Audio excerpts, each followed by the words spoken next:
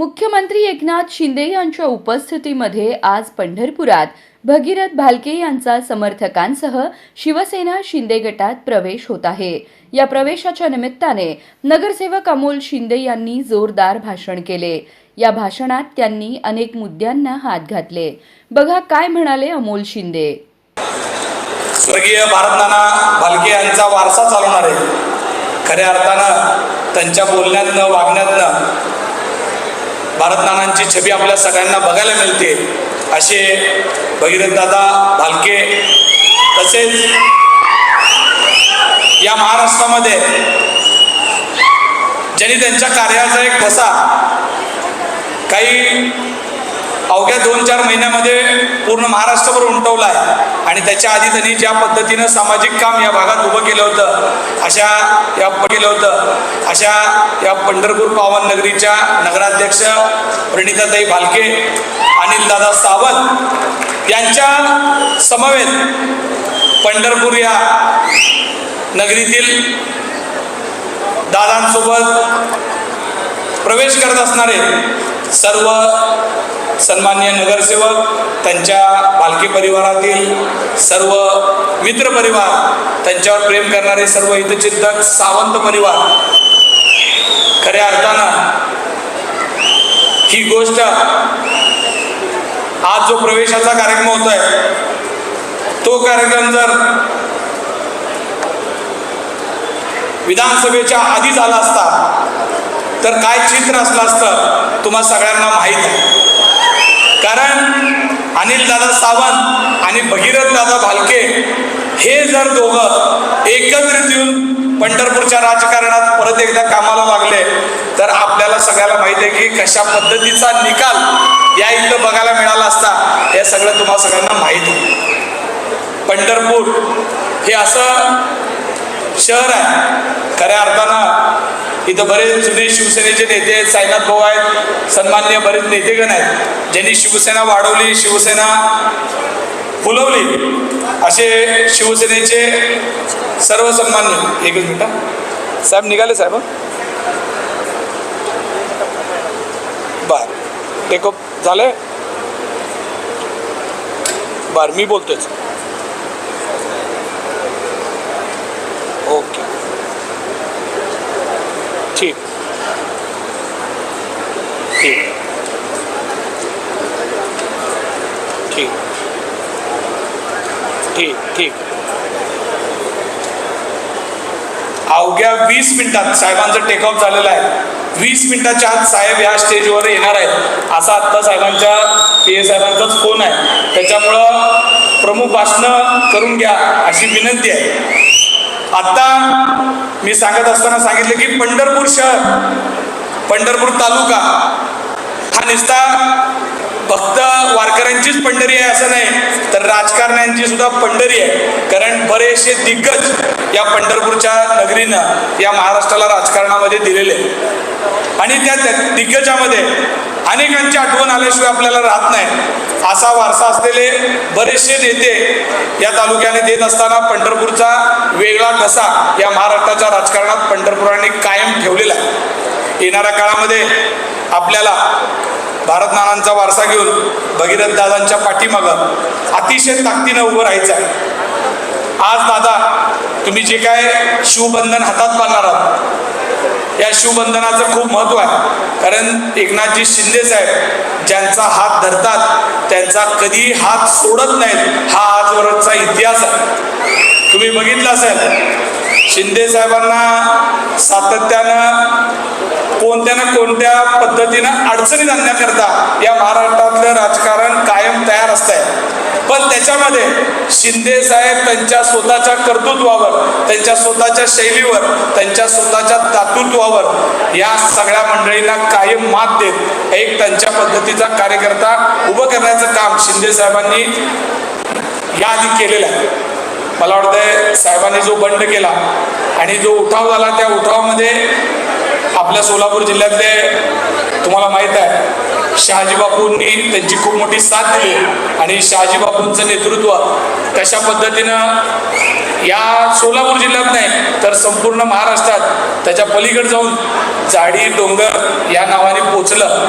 पण हे सगळं करत असताना शहाजी बापूंना शिंदे साहेबांनी कशा पद्धतीची ताकद दिली तुम्हाला माहित आहे का? गेल्या टर्म मधल्या 11 आमदारांचा जर सगळ्या सत्ताधारीतले बरेचसे आमदार आहेत त्या सगळ्या आमदारांचा निधीचा हिशोब काढला ना, कित्येक सत्ताधारी आमदारांच्या 2-2 आमदारांचा एकत्रित निधी केला तरी एकट्या शहाजी बापूंचा निधी एकत्र होऊ शकत नाही. असा 5,000 कोटीचा निधी एका तालुक्यात आणले. हे असं नेतृत्व आहे शिंदे साहेब की शिंदे साहेब हात ज्याचा पकडते त्याचा हात कधी सोडत नसते. शिंदे साहेबांबरोबर तुम्हाला माहित आहे मागच्या वेळेस जे काही 40 पक्षाचे आणि 10 अपक्ष आमदार आपल्या सोबत होते त्यातले अवघे फक्त 2 आमदार या विधानसभेत जाऊ शकले नाहीत.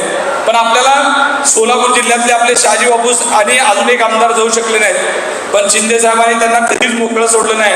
शिंदे साहेबांसाठी आजही शहाजी बापू हे आमच्या पक्षाचे आमदार नाही तर मुख्य नेते अशा पद्धतीनं शिंदे साहेब त्यांना सोबत घेऊन जाण्याचं काम आजवर केलेलं आहे. त्याच्यामुळं शहाजी बापू आमदार नाहीत तरी या वर्षीच्या निधीत बघा तुम्ही शहाजी बापूंची जर लिस्ट काढून बघितली सांगोला तालुक्यातली तर सत्ताधारी आमदारांनी केवढा निधी आणलाय आणि जर शहाजी बापू आमदार नसताना आणला शहाजी बापूंच्या पत्रावर आलेली निधी बघितली तर तो प्रचंड मोठी ताकद आपल्याला फरक दिसून येईल.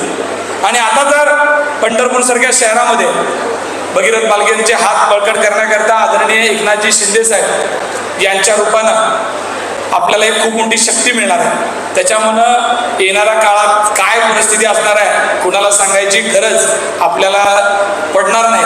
ही परिस्थिती येणाऱ्या काळामध्ये लगेचच्या खूप मोठी होणार आहे. भगीरथ दादांच्या येण्याने नुसतं तालुक्यातलंच नाही तर पूर्ण जिल्ह्याचं राजकारण बदललेलं आहे.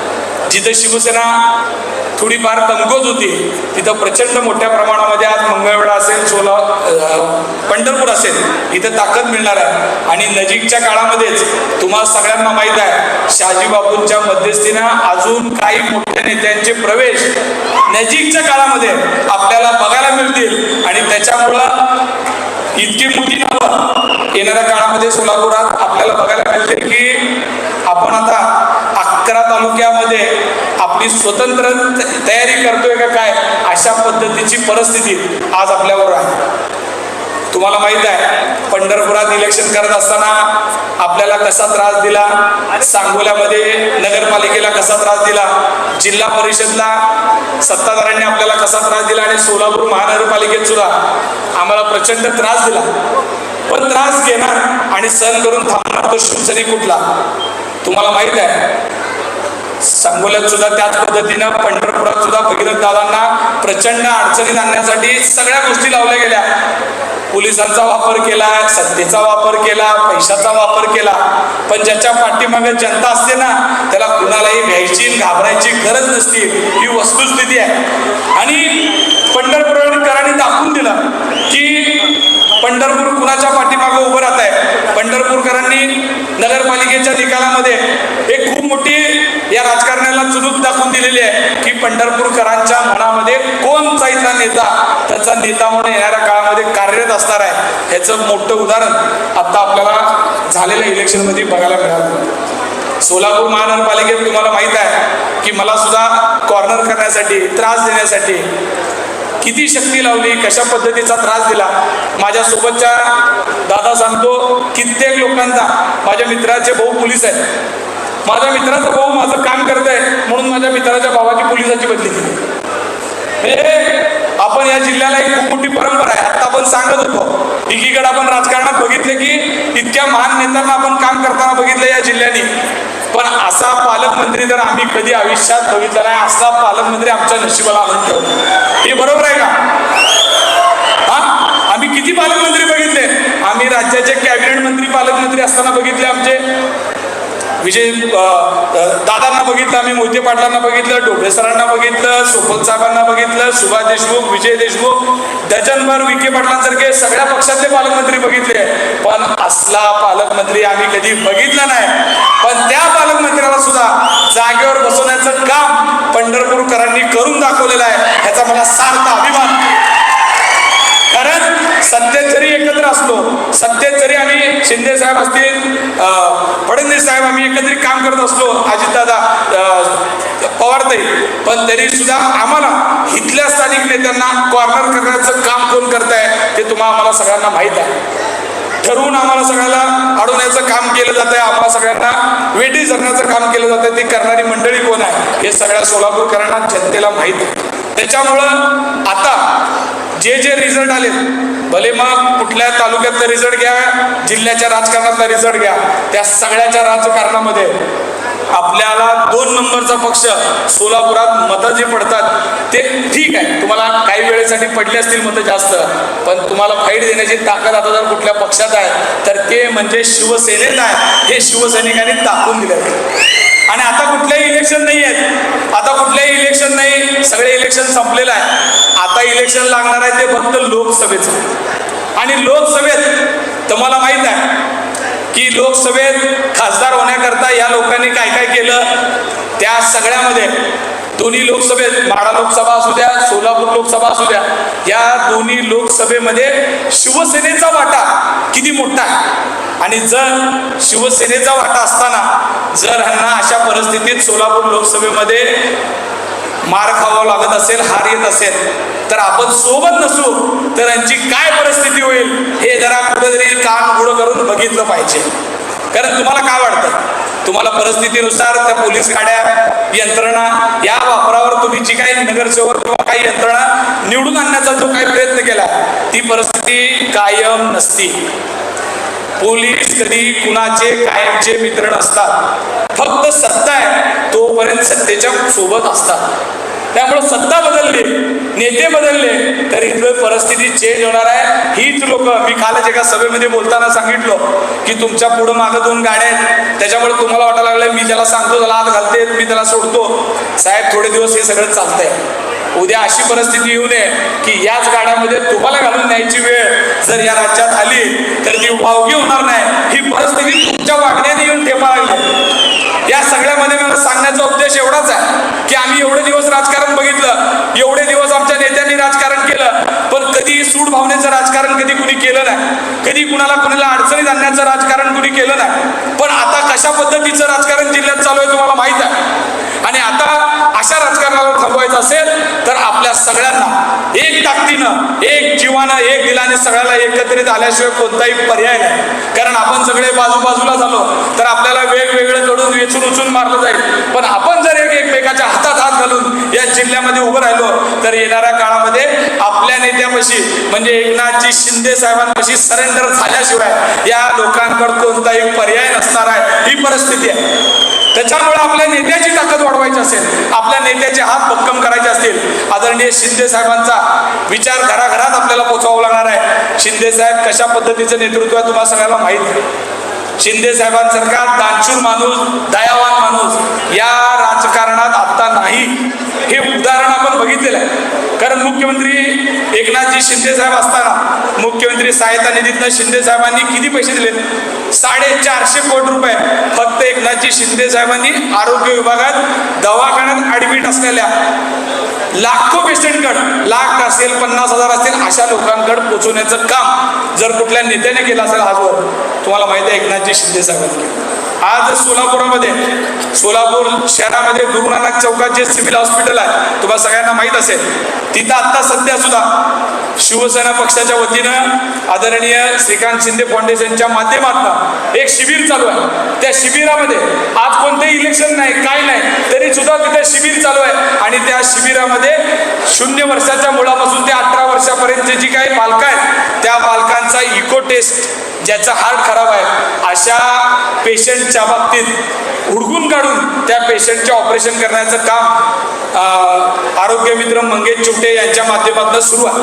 म्हणजे इलेक्शन नसताना सुद्धा काम कोण करत राहू शकताय, इलेक्शन नसताना सुद्धा रक्तदान शिबिर कोण घेऊ शकताय, इलेक्शन नसताना सुद्धा लोकांसमोर कोण जाऊ शकताय, तर ते म्हणजे एकमेव पक्ष या महाराष्ट्रात आहे. इलेक्शन नसताना सुद्धा लोकांच्या सेवेसाठी काम करू शकताय, ते म्हणजे शिवसेना आहे. आणि हे कायम शिवसेना लोकांच्या हितासाठी काम करत राहणार आहे. मी तुम्हाला एवढीच विनंती करतो, येणारा काळ आपल्याला खूप संघर्षाचा आहे.